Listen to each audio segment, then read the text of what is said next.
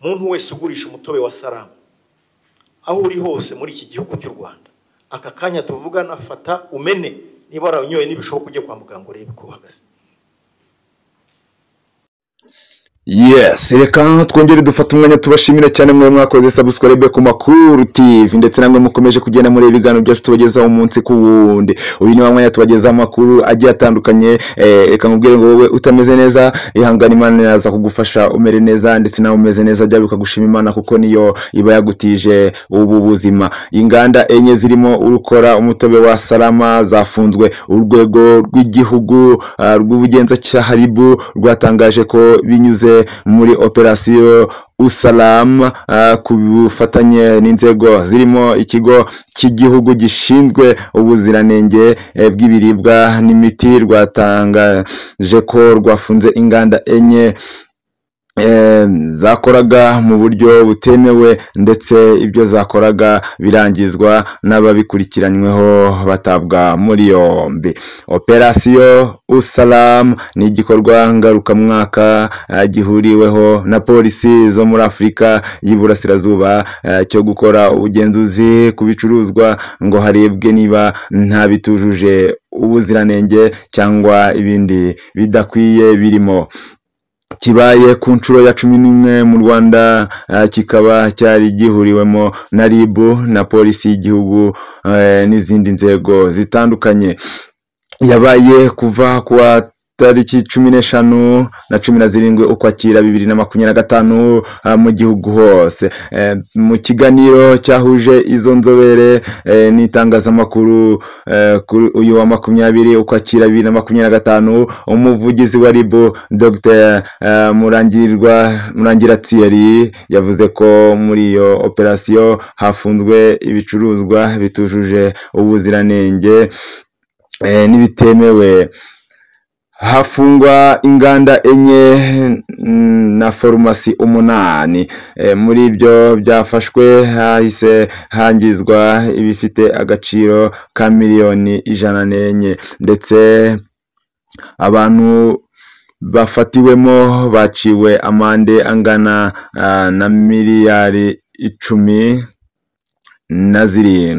Abacuruzi n'abandi babigizemo uruhare batawe muri yombi mu gihugu hose ni 72, mu gihe abandi bagishakishwa. Iyo operasiyo yakozwe mu nzego zitandukanye z'ubucuruzi, bituma hafatwa ibicuruzwa birimo ibyiciro bitandukanye. Mu binyobwa bisembuye n'ibidasembuye hafashwe litiro zifite agaciro karenga miliyoni 67. Hafashwe kandi inyama zatwaraga mu buryo butujujwe ubuziranenge zifite agaciro ka miliyoni 36, hamwe n'amavuta yo kwisiga atemewe afite agaciro ka miliyoni 163. Hafashwe kandi ibinyobwa byarengeje igihe bifite agaciro karenga miliyoni 1, ndetse hafatwa urumogi ibiro 70, amakarito atandukanye y'inzoga arenga 150, ndetse n'ibindi bifite inenge zitandukanye. Umwanda ku isonga mu byafungishije inganda enye.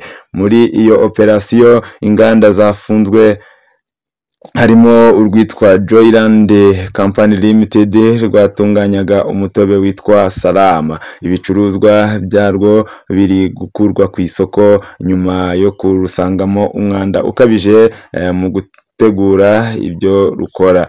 Gukora mu buryo budakurikije ubuziranenge, ndetse rwari rwahihaye uruhushya rwo gukora ibizwi nka Stel Wheelers byoza amasafuriya. Ni uruganda rwakoreraga mu karere ka Nyarugenge mu murenge wa Mageragere, aho kuruhagarika byajyanye no guta muri yombi abayobozi na bamwe mu bakozi barwo, ndetse na bamwe mu bayobozi b'inzego zibanze imageragere kuko barebereye ibyo bikorwa. Mu zindi nganda zafunzwe harimo urwitwa Sky Blue Limited rwenga ikinyobwa cyitwa Intwari rukorera mu karere ka Gasabo ruzira umwanda ukabije. Urundi ruganda rwitwa ni P Limited rukorera i Nyarugenge narwo rwafunzwe ndetse nyirarwo yaratorotse. Urwo rwafunzwe kubera gucuruza ikinyabutabire cya ethanol gikoreshwa mu kwenga inzoga ariko mu buryo bwa magendu mu ducupa tuvamo amazi, aho uwo nyiri ruganda yagicuruzaga n'abantu batemewe mu bucuruzi, bigatuma nabo benga ibintu bitemewe harimo inzoga zizwi nk'ibyuma. Hafunzwe kandi uruganda rw'uwavangaga ibintu bitemewe akabyita inzoga akabishyira mu macupa akabicuruza. Dr Murangirwa yavuze ko bamwe mu bafatiwe muri ibyo bikorwa bakoraga bitwikiriye umutaka w'ishoramari ariko ugasanga ibyo bakora byangiza ubuzima bw'abantu. Ati hanze aha bazwi nka rwiyemezamirimo n'abashoramari ariko ibyo bakora si bya rwiyemezamirimo wifuzwa muri iki gihugu. Yavuze ko kandi kuba umuntu yarahawe ibyangombwa byo gukora bitamwemerera gukora ibinyuranyije n'amategeko. Ati nubwo waba utanga imisoro neza ariko nyuma ugakora ibintu binyuranyije n'amategeko ntibiguha ubudahangarwa. Abo twafashe barivugira ngo ni abashoramari bashoboye ariko ntibaha uburenganzira bwo gukora ibitemewe n'amategeko.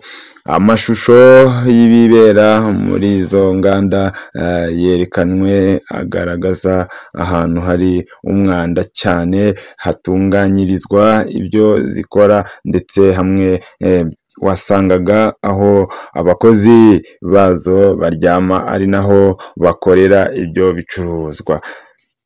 Murumva rero ko nyuma y'akazi katoroshye k'abapolisi ndetse na RIB n'inzego z'umutekano n'ababishinzwe